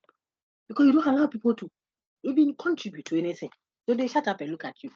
So then now everybody will come and look at you. You have to have a consensual approach. And Gyekye says that was very typical in the traditional setting. I'm on page 124. Some of them are emphasis. So now he takes them one by one, what I've done. So you see democracy, that's government of the people, by the people, and for the people. He quotes Abraham Lincoln there, and then now extracts them one after the other, like I've done to show you. So consent is at the right side there, page 125. Limits on the monarch's power. That's what Ohinewa pointed out. That's the last paragraph on page 125. That's what is happening. It says the third point is that the limits of the monarchical power are clearly set both by custom and by the series of injunctions publicly declared before the chief and acknowledged publicly by him. Okay, now we turn to page 126. Is an elaboration of those features. You come to page 127. That quotation I read out to you the last time, nominally autocratic, blah, blah, blah, blah. It was someone capturing, this someone is Rattray. That is an authentic voice in empirical studies. It's not cheap, eh? And Rattray is recounting his view of the politics of the Asante people then. Okay? And I read this out to you. It's a full quotation. I read the whole thing out. You see that on page 127 of the chapter, where Gyekye tells us that the people, just after that, it shows how people participated. So participatory governance is emphasized there. Okay, we are almost done with the mopping up. So you will see now on page 128, accountability. I think it was Rosina that touched on accountability and a regulation of what? The resources.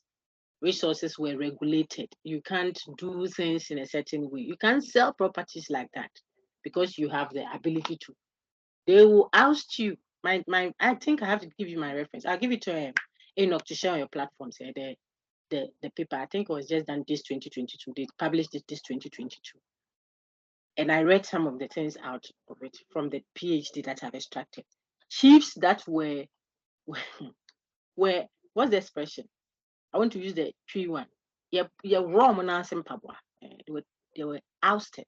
Their own is not ousting, deposed.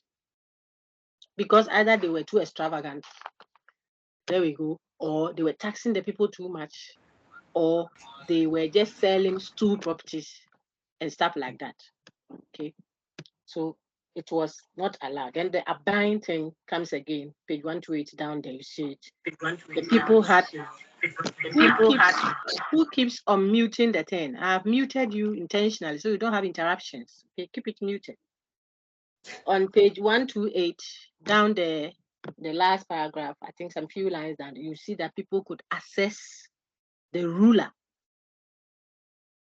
They can go to Ahimfie freely. The chief's palace was accessible. Of course, doesn't mean you can just go there and mess up, but you can go to Ahimfie. You just ensure that you have a time to meet Nana, and you go there. It wasn't any scary place. Nana is your own, the custodian of the land that you and others like you put him there. Can you go to the Flagstaff house like that, people? National security people will show you that power day. Okay. The ownership of government that I stress is at page 129, first paragraph. That small paragraph after. You see how the people therefore felt a sense of what? Owning that government. You see that discussion over there. And then page 130 is again emphasizing consensus as vital to democracy. That is the last paragraph there. It starts with consensus as a procedure for arriving at political decisions. Consensus is not an end, it is a process. So you adopt a consensual posture. Not that you won't think, hey, I don't want to go and say something. Then they'll say, I disagree. No. You have to disagree if it's not working. But the posture must be a consensual one. The disagreement is still looking out for the other person's contribution. You see, that is what the church is saying. Not that Africa, it was consensus or this political thing. We just have to agree so that there will be peace. Then it will be Ghana. Me, my Ghana, one Ghana, one people. So you are not thinking, you are not asking pertinent questions, you are not critiquing and evaluating. You should, whether minority or majority. So that is not the problem. The problem is if you take an entrenched, disagreeing position that doesn't look out for anybody's view, yours and yours alone, whether minority or majority, because you want to sit on the presidency. So whatever the person does is not useful. No, that's also wrong. So Yeti touches that if we are not careful, the minority, in the name of ensuring that everybody's view is taken on, will hamstring the position and will not allow progress. So one decision we will think about it, go and come. Hey, you have to make sure it's consensus. Then they are dragging the position. Jechi touches on that. So you cannot say that in the name of collective us. So the few who are deliberately or for the sake of lack of information or propriety, are not allowing the process to go on. There comes a time when you may have to use super majority process to just move. It will mean that a majority, more than half, maybe 80%, 90% have agreed. So you can make progress. Otherwise, they can hamstring or draw back the decision making. Okay. And then page 133 talks about judicious or prudent use of political power, somewhere there. Okay. You think that this were regulated nicely. Let's move quickly. Page 134, you see government of the people, by the people, and for the people. And then the emphasis on the fact that democracy is built over time by the people from their own experiences. And you see their own experience, the argument of their own experiences from at page 135, the first paragraph up there. It is so crucial. When the people are allowed, this is a quote, let me read him. The foregoing historical analysis provides some justification for the view that it would be appropriate for Africans or African nations to exploit their own experiences in fashioning modern political institutions that will give concrete expression to the idea of democracy, not some abstract idea of democracy. Abstract, looking very nice on paper, utopian, but doesn't fit. But this one should be concretized, something that the people can connect with and work with, and yet will not abuse freedom of speech, participation, political rights of people, socioeconomic freedoms and development. All will be integrated, but it will be done their way. And I keep telling you, like Britain is doing it their way of democracy. And America is doing this, and others like them that we regard as what? Democracies are doing it their way. Why can't Ghana, Nigeria, Botswana, for example, and then maybe you should read my paper so that I don't say too many things. Read it. You will see the points I'm making. These people couch it, take the salient central things, but give it a local coloration so that it will work for them. Can our chieftaincy system be integrated or roped in some way, somehow? We can exploit that, because if the chief passes on, or the king passes on that directive that is coming from our presidency, for example, it will be more effective. Even this COVID-19 vaccines, if you had told our traditional authorities, let's speak that way, some are the chief priests, some are the chiefs or whatever, that please, can you relay to all the people within your whatever that we are doing the COVID vaccines, or we are doing national ID cards, so they should all go. And then Otun for sat on, in this. I say Otun for just to represent all our chiefs. So that I say, me pesa santimai babiara ekoko register no onyane national ID card no. Now we are Santinia, we are Ghana, we are Ghana. There. You know what? All I'm saying is, then so we pass it on to say the king or the chief of Ghana. Let's use Ghana. I'm speaking English. That please, can you relay to the people, the subjects that owe allegiance to you and recognize your fatherliness over them or your authority over them politically. Could you kindly lend us that political arm that you have over them and render this or pass on this information to them? Then Nitaki or the current king of Ghana, Adangwe, says that I go, that my people that is in Ghana, I want to tell everyone who has not, every Ghana person, that this differentiation is not negative. You're exploiting it positively. So a medley of colors, tapestry, some part is red, some part is green, some part is yellow patterns, but you've sewed all together to create a collective whole, which doesn't necessarily have to diffuse the differences. Because Ghana language is not Asante language, and that is not Ewe language. So you can't force people to stop being Ghanaian, being Gan, or being Fanti, or being Asante, because you want them to be Ghanaian. You should play the two together. Before long, if they feel a more drawn attachment to Ghana-ness, the diffusion will go by itself, and it will be gradual, so it will not be imposed. But any drastic way we are forcing people to be Ghanaian, but creating false citizens would create a problem. And that's the challenge with Rousseau's creation of a citizen out of what people. People are not machines. People belong. So if you want to transfer the allegiances, it has to be gradually done by the self, not imposed, where you rule lines and say, oh, here, all these people within this space are Ghanaians. Do you hear? That's a colonialist holding a whip. Do you hear you are Ghanaian? Do you hear? The person says yes with the face. In their heart, they are Togo and Ghana. So they don't even see Togo and Ghana. They see Ebe. Look at how many years that has been. Ghana gained independence 1957. Still, some people even say we don't belong to Ghana. We are Western Togo. That should tell you can't force people. Just like a woman cannot force a man to love her. They can cohabit as husband and wife in a room, but her heart is gone. So we have to check that, and Gyekye stresses that. Okay. Then, so that's their own experiences. Let them work it out from their own experiences, page 135. And then Gyekye acknowledges that some of the features can be problematic, so they would have to be reworked. You can't use hereditary system to run the current governance system, because whose king then becomes the rightful king of the whole modern state. When we have a multiplicity of ethnicity, we don't know who will take and who will let go. Okay. Then participation and involvement in government, that one can be done, and so on and so forth. So look out for some of the challenges he identifies and how he deals with it. Yeah, I've said almost everything. Hey, these people, but it's good. Then the wholesale importation, I've commented on that. You can do that. And then here comes decentralization. He says because of the modern world and how big it is, and then the implications thereof, things are more complex than how it would have been a relatively homogeneous society.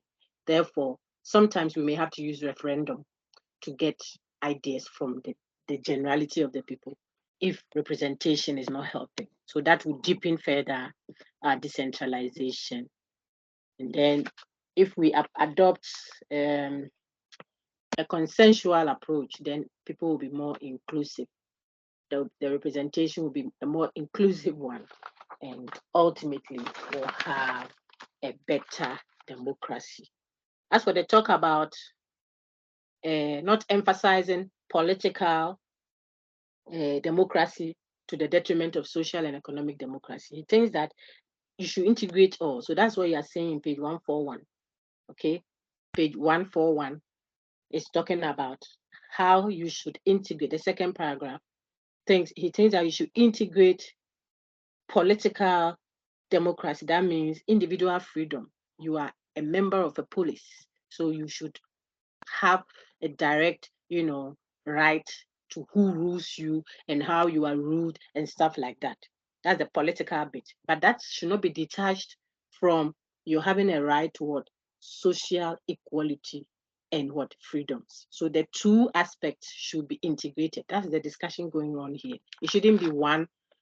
I mean, you are emphasizing only political right, when it doesn't come with a commensurate social and economic equality. Okay, some also would emphasize social equality. That's the discussion on the libertarians and then the other folks, the communists. You see, the one is emphasizing equality in how resources are distributed. So it's not what you have a right to per se, but whether it is okay for all of us. If we shared it that way, will everybody be okay? It says there shouldn't be any conflict between these two extremes.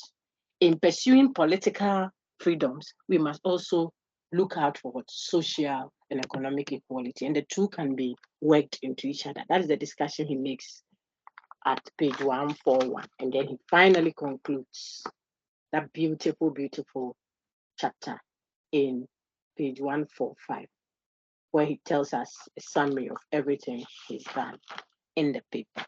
And so by now, if you are very smart, and I suppose the generality of the class is, you would know the question or the demand of a question that could come. 30 marks is very big out of 50.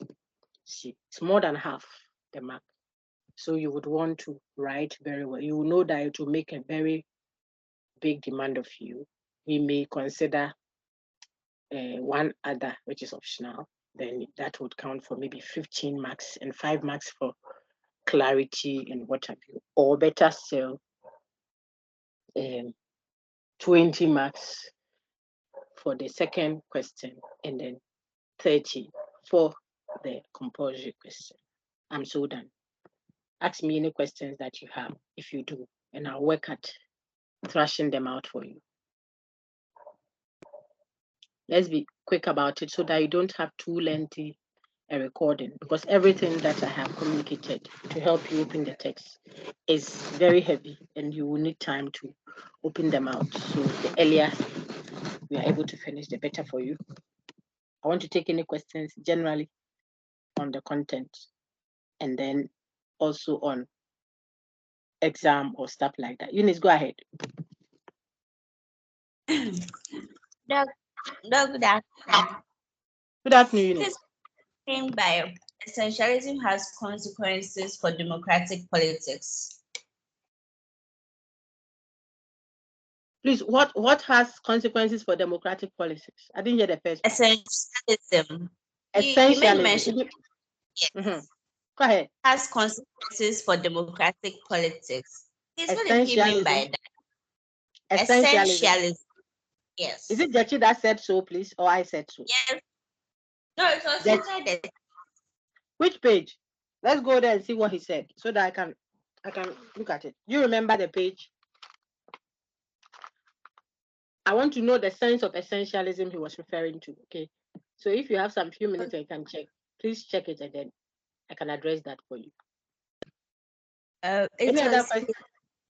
You found it. Page what, please? Page 142. Yes, so I'm on page 142. Which paragraph? Could you kindly tell us which paragraph? Don't worry, we have time. We'll look at it together. Which paragraph? Is it the paragraph 1, a comprehensive conception of democracy, from there? Yes, please, from that side. To the middle somewhere, so that I don't read too many. Okay, I've seen it. I've seen what you're asking. So let's read to that. I'll read quickly. A comprehensive conception of democracy is, in my view, badly needed if democracy as a system of government is to succeed in playing the role it is expected by its advocates and adherents. And I'm quoting Gyekye now. To play in a political community of human beings with multifarious blah, blah, blah, blah, but essentially common needs. Okay, so we read all that and then say, I think the notion that is of common good is in some sense linked conceptually to essentialism. That's what Madam is asking a question about. So we are quoting, quote, the view that human nature or human life has certain basic defining features. He's explaining it himself. And hence, certain basic human needs necessary for individuals if they are to function as human beings, unquote. So that is the essentialism he's referencing now. There is something that is essential to human well-being. You need it to be a human being properly, a properly human being. And they are basic needs that every human being has and must have, essentially speaking. This is him. Now he says, as an advocate of the kind of communitarian, oh no, I've skipped it, that human nature, blah, blah, blah, blah, blah. Where were we? And hence certain basic human needs that blah, blah, blah. As an advocate of the kind of communitarianism I referred to in chapter 2, he has a certain sense of communitarianism, a moderate kind of communitarianism. That is, you moderate.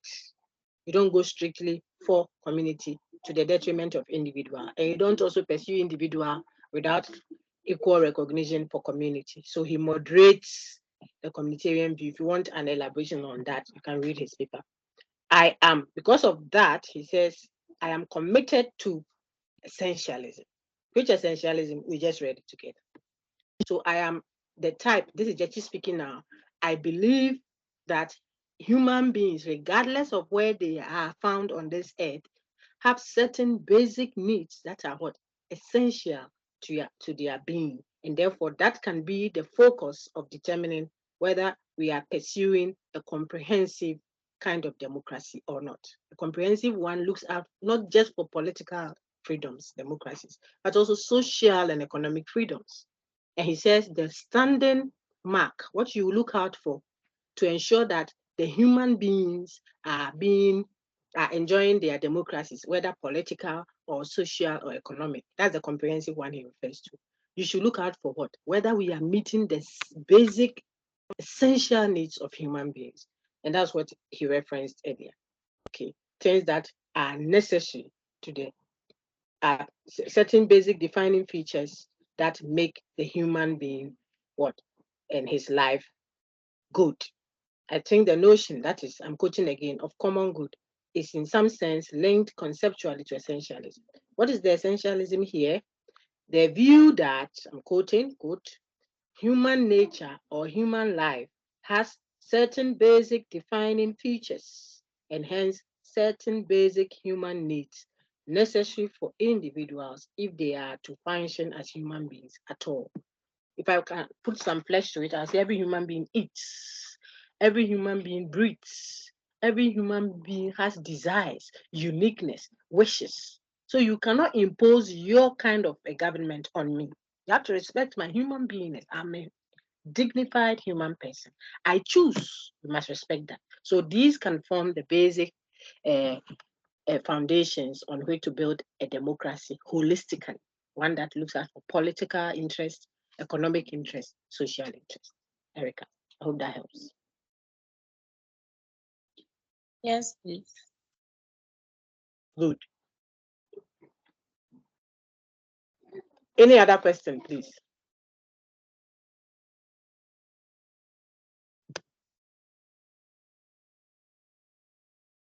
Okay, so those who want to again hear from me what they should expect in the final exam, everything we've done will come. I plan to ask maybe 4 questions and you will choose any 2. You will choose any 2 of them, but one of the choices is a compulsory choice. Okay, so the question 1 will be about 2 or 3, depending on how you interpret the question, about 2 or 3 in one question. And then you have 3 others from which you can choose one. I just keep telling my dear students that you shouldn't be thinking of punching.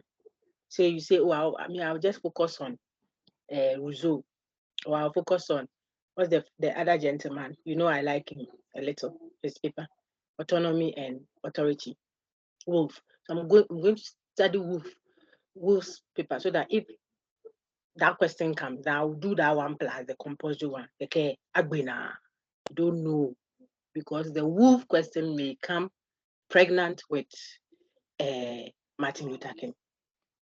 Then you didn't study Martin Luther King. Okay, so just simply put, engage all our discussions, and that is one of the key reasons why today's session was put online. It will help you to reference it. It saves all of us some time.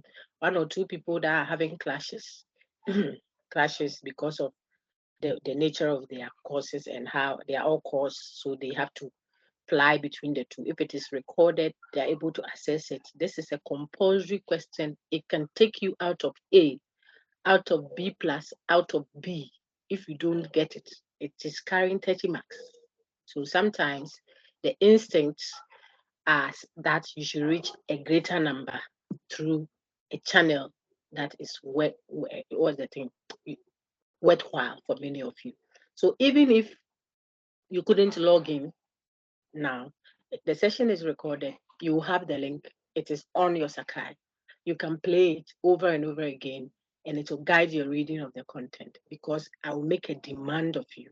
And I just showed you the implications. Struggle with the 30 marks for this one. You are already out of A, out of B plus, out of B, because it's a compulsory question. It will come with its clearly laid out demands. And I believe that you are able to do it. And that is one of the rationales for doing it. So encourage your colleagues and let them engage it, and we'll do fine. Apart from that, all the other discussions, after the IA, we even had more time to go through them again. So you will do fine. And then remember, we always mark with the very liberal heart, but we will not let you get free marks. You will work to earn it. Is there any question? I'm ending the recording now. Any question? Okay. Thank you very much. Have a wonderful semester. I wish you ace in all the courses you are doing, as you also work hard at studying to earn those grades. I think we had a good time together, 1 or 2 hiccups, but when you get a little push, then people sit up again. And so I testified to the other group on main campus about your prowess for some of the sessions, especially the last session before this, and then the Rousseau and I think it was King and the Rousseau paper, and then Charles Taylor. You did very well, and I hope that it shows in your performances. I'll always be online, accessible to you by email, and then WhatsApp if it is extremely urgent. If not, then you help yourself if you put it in the email. Thank you very much. Have a wonderful semester ahead and a stress-free exam. Take care.